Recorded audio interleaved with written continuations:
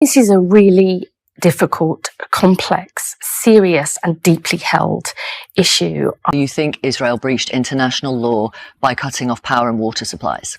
Do you think cutting off food, water and electricity is within international law? Do you think Israel is abiding by international law?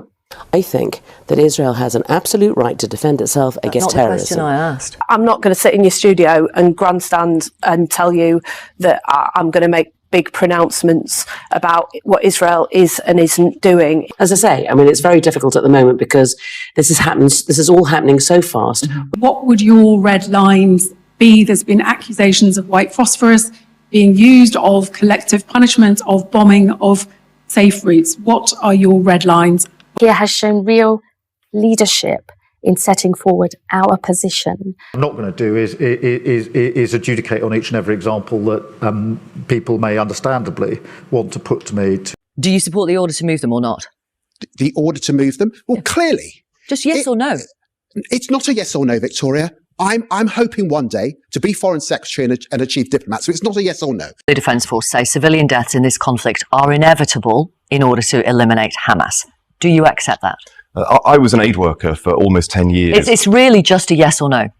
I accept that when there is war, there is civilian camp casualties. It's clear to me that it's wrong to bomb a refugee camp.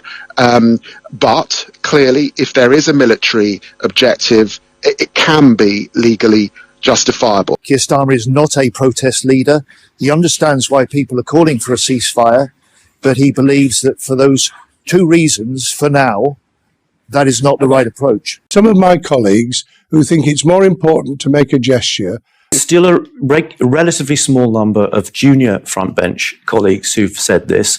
They almost exclusively represent very heavily Muslim constituencies. Keir's position is the right one.